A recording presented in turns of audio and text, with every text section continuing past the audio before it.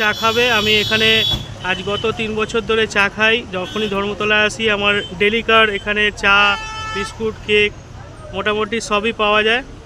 দাদা তোমার নামটা বলো। আব্দুল রশিদ কাকা আছে এখানে, ভালো ধর্মতলা বাস স্ট্যান্ডের এখানে চা বিক্রি করে।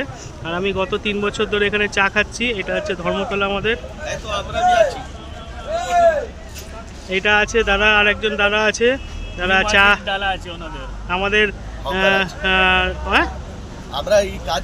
আমরা এখানে কাজ করি। কেউ গাড়ি চালায়, কেউ বাস চালায় দীঘার। এইটা দীঘার বাস। এখানে এই কাকাটা হচ্ছে ফেমাস এখানকার চায়ের দোকান। চা তৈরি করে, খুব সুন্দর চা করে। আমি গত 3 বছর ধরে চা খাচ্ছি। আপনারা দেখবেন, এখানে এসে চা খাবেন, দেখবেন কতটা টেস্টি চা বানায়। আর কোনো ভেজাল নেই, একদম পিওর দুধের চা। আপনারা এসে খেয়ে টেস্ট করুন। ওকে, থ্যাংক ইউ।